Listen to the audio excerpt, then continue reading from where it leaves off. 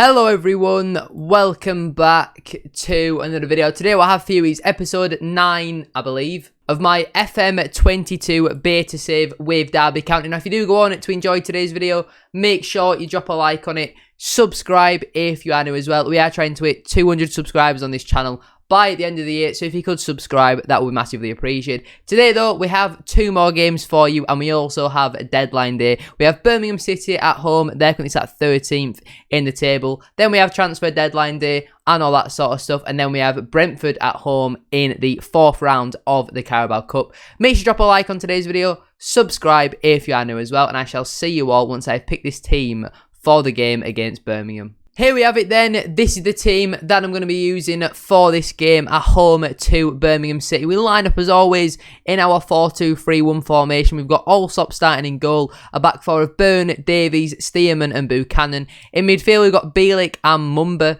Sibley starts on the right, Adoma starts out on the left. Instead of them being wingers, we're trying to get them to cut in this game. And then Knight starts in behind Sam Baldock. Colin Kazim-Richards probably feels a little bit hard done by being dropped for this game. He obviously scored in the last episode against Huddersfield when we absolutely ran riot in West Yorkshire. With fingers crossed though, we can make it back-to-back wins with another win against Birmingham City. We're back at Pride Park, so fingers crossed we can get some more pride and pick up another 3 points. Let's get into it. Come on the boys, let's have another win. Let's have another 3 points so we can get further away from that relegation zone. We're currently 5 points away from it.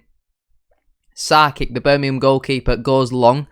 Easy for Buchanan to bring down, and a bit of space for him on this left-hand side. He's carrying it forward, and he goes down the line to Albert Adoma. What can he do with it? He goes to the byline, he tries to cut back, but that's really poor. He allows McCarthy to get the toe in, but he's won it back off of Bella. Can he get a ball in this time? Gives it back to Buchanan.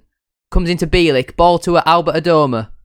Ball comes in, but it's blocked. He comes back to Buchanan. First time ball in. Sam Baldock's there. And Sam Baldock has his 20th goal of the season. 6 minutes on the clock. It's Derby County 1, Birmingham City 0. And he tells the Birmingham fans to calm down. I mean, I was wondering what was happening between Adoma and Buchanan. They just couldn't get the ball in. But Buchanan on the volley with a great cross into the box. And Baldock, he might not be the tallest. Birmingham are quite good defensively in the air. They're a very, very physical, big side. But it's a great header from Baldock. 6 minutes on the clock. And we take an early lead in this game. Exactly what we were looking for. And we now see ourselves go 7 points above the drop zone. I mean, they've clearly come to play for the point. Going with a 4-1-4-1, sorry. Leave every man behind the ball, apart from Troy Deeney. And to be honest, apart from the goal, not a lot's really happened. We had a lot of the ball, but not really done much with it. As we approach half-time, I'm pretty happy with what I've seen in this first half. I mean, we're winning, so I can't really complain, to be honest. 1 minute of added time, and then there we go. It's going to be half-time. So apart from the goal, nothing's happened. If it stays like this for the second half, I can't complain, to be honest. These scrappy 1-0 wins, they're the sort of wins that you need to survive relegation. Now, I've just seen that we have gone up to 19th, but that's only because Blackpool have 2 games in hand on us. But like always, I'd rather have points on the board than games to play, because they are 4 points behind us, so they need to win both games to actually go above us. And for a team that's struggling, that's not an easy thing to do. But we'll now get Max Bird on for Mumba. Play him as a box-to-box. He was just a little bit too tired for me to start him for this game, but he's more than fit enough to get half an hour. We'll also get on... Can Kazim-Richards play on the left? I mean, not really, but he'll come on for Adoma, see what he can do on that left-hand side. Stretton's probably a little bit too tired to play. Shinny's still not back from injury. So we'll also get Mason on then for Buchanan. 3 changes then. Half an hour left on the clock. I mean, if we can get another goal, see it out, that'd be nice. But even if it finishes 1-0, I mean, they've literally offered absolutely nothing. They've had more of the ball in this second half, but they've hardly done anything with it. They've created very little. We'll drop it back onto balance. Fingers crossed that doesn't invite in pressure onto us, as Birmingham have a chance here with Castillo. Goes back to Sunjic. Ball comes forward. McGee's in loads of space for some reason. What the hell is that defending? Riley McGee has all the time in the world to find the back of a net. And once again, defensively, we're torn apart. I mean, where is Stearman? I'm so confused as to what's just happened to our defence. Why is Stearman and Davies here? Why is Bielik not dropped in? Or why is Mason not come over? That is absolutely dreadful defending. I mean, Allsop gets beaten far too easily there. And with just under quarter of an hour left on the clock, Birmingham equalised after offering absolutely nothing all game, to be honest. We've pretty much thrown the kitchen sink at them. We'll go on to very attacking, but I I think this game probably is end in a stalemate, which is not really what you want. You need to be winning your home games, especially against Birmingham, who are a mid-table side. It does finish 1-1. Not really ideal, to be honest. We'll thrash the arms. We're in training tomorrow. I mean, Bielik's not happy. He dropped to 6.2. You were the worst player on the pitch, Christian. How can you complain? Right, we're now... To be fair, we are actually now 7 points above the drop zone. Huddersfield must have lost. Where are Huddersfield? I can't see them. Oh, no, they actually drew to Stoke. They took the lead. Stoke then scored 2 goals through Varancic, and then they equalised quite late on. So, very disappointing.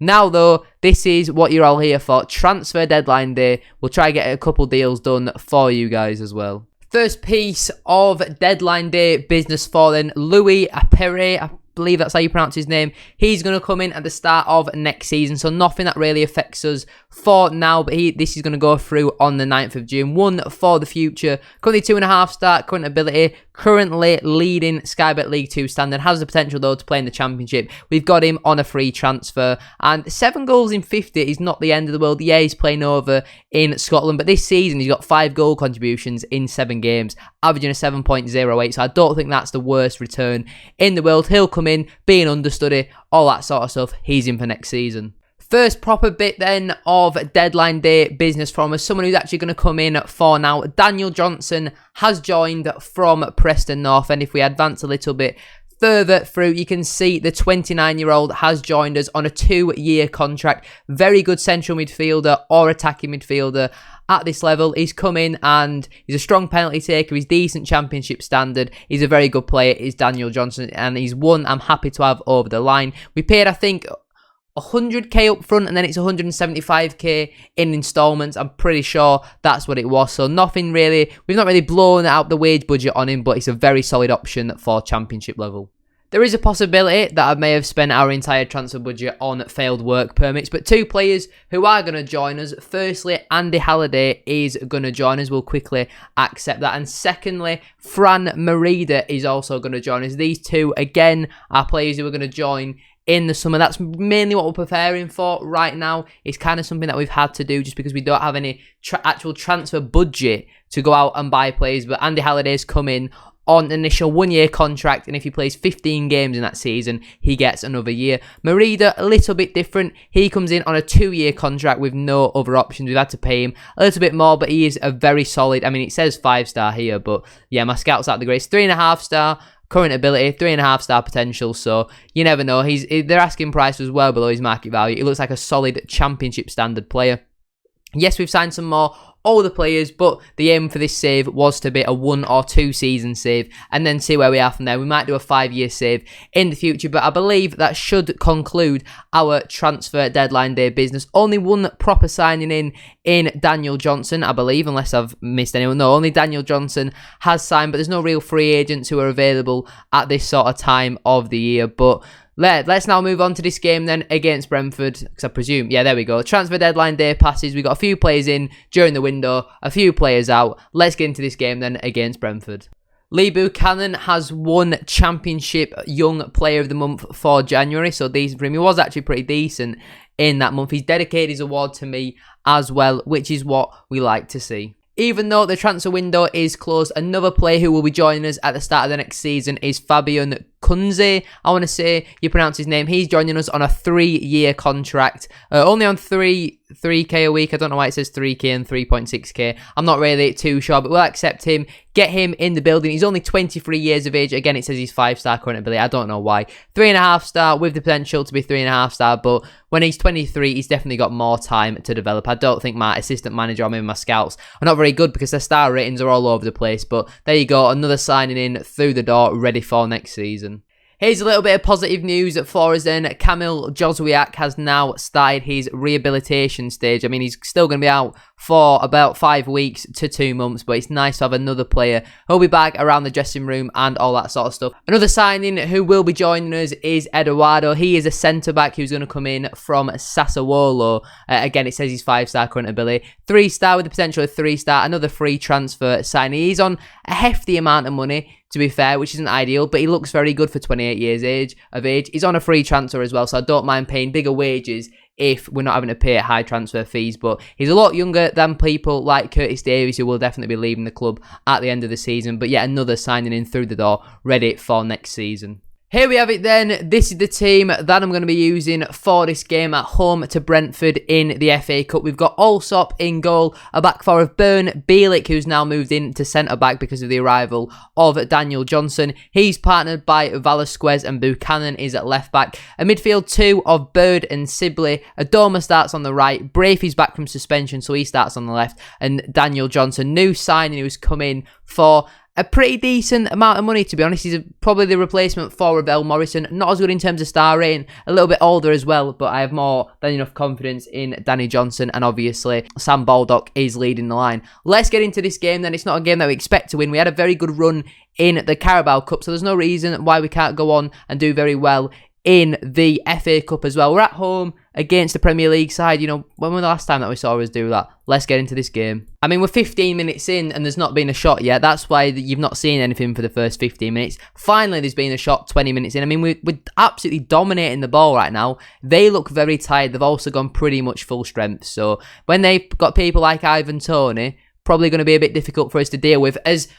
See, that's why we've paid the money for him. I told you, Daniel Johnson is an absolutely unbelievable player. He just scored an absolute worldie from 30 yards out. That is why we've paid. You know, you might be looking at it saying, why have you paid 300k for a 29-year-old? That is exactly why. Daniel Johnson makes it Derby County 1, Brentford 0, just after the half-an-hour mark, a third of the way through the match, and we take the lead. I mean, I would celebrate more. I expect it from a player of that quality. He's absolutely fantastic. When I saw he was available for that cheap, we just had to pick him up. And we're not paying all of that up front as well. I think we paid about 100k of that up front. The rest of it is over 3 years. So what a goal that is. Don't let them equalise just after half-time. Velasquez, good header away. Can we get to the bottle? I mean, no one's really pressing it, so De Silva's going to have a bit of time. Going down the line on this left-hand side. Gets the ball in. Buchanan's missed it. He had loads of time there. I don't know how he's missed it. What a save that is from Allsop. It's a great strike from Ivan Toney. That is a fantastic save from Ryan Allsop to keep the score 1-0 to the hosts. That is a fantastic save from the goalkeeper. He's been demanding more game time, and with saves like that, he definitely is going to get more game time. As he's just made another one. He's just made another one. Ivan Toney with another good chance there. But it's a fantastic save once again from our goalkeeper. I mean, you've just got to applaud that, to be honest, haven't you? Jason Knight's also going to come on, as well as Colin Kazim-Richards. And final sub, we'll get Ballymumba on. Probably not the best thing to do after the last time he played, but I have confidence in him. We can hope. That's about it. Just over half an hour left on the clock. Brentford have a corner. Our three subs are instantly on the pitch. Two cracking saves in this game, though, from Ryan Allsop, who's taking this corner then for Brentford. They're taking a while to take it. The highlight, it comes to Canos, actually. Norgard, and it's 1-1. Brilliant. I had no idea what was going on there.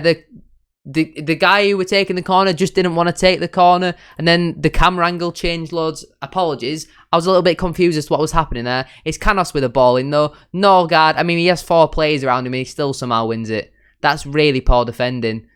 Brentford equalise from a set piece, which isn't ideal, but we go again. Adoma on the ball, into Kazim-Richards. What can he do with it? He goes into Bird, to Knight, off the bench, finds Daniel Johnson in a bit of space. What can he do with it? Can he get a ball in? He cuts it back to Mumba. Into Daniel Johnson, bit of space for him, working his magic, lays it off to Bird. Can he get a shot off? Yes, he can! What a save that is, though, from the man in between the sticks for Brentford. Fernandez with a great save there. We saw Allsop pull off 2 world-class saves, and Fernandez has just equalled him there with another beautiful save from him. It's been a battle of the goalkeepers so far as Brentford come on the counter-attack here from our corner, but the highlight is going to end. I can catch my breath, and we can all recharge our batteries. I mean, we started off very well. The longer the game's going on, though, the more Brentford are growing into it, which is not what we want to see. We have a free kick, though, here. Brave, ball comes in, doesn't find Adoma at the back post. Ayer with a good header away. Buchanan's got loads of time on this left-hand side. We know he can whip a ball in. He does get the ball in. Colin Kazim-Richards!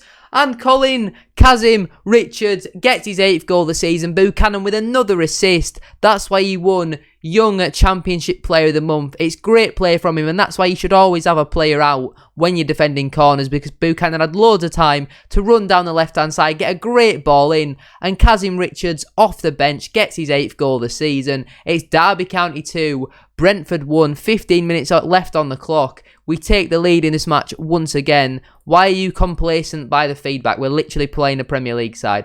Not long left to go now. We'll stick it on very defensive, park the bus into added time. There's not going to be another highlight. We've done it again against all odds. We've beaten a Premier League team. It finishes at Pride Park. Derby County 2, Brentford 1. We are into the 5th round of the FA Cup against a full strength Brentford side. It's a fantastic free kick from Daniel Johnson, which was half of the reason as to why we've managed to achieve that. We're 7 points above the drop zone as well. We've signed loads of players. What a way to end today's episode. But yeah, guys, that is where I am going to leave today's video. If you have enjoyed, a like as always will be massively appreciated. Subscribe if you are new as well. We are trying to hit 200 subscribers by the end of the year. So if you could subscribe, that would be massively appreciated. Great way to end the episode with a fantastic win against Premier League opposition Brentford. Stretton and Shinney are also back in full training now, which is absolutely fantastic. Gruel Pollard is also going to go out on loan for the rest of the season to Southport. Thank you so much for watching today's video. Have a great rest of your day, and I shall see you all in the next one. Peace.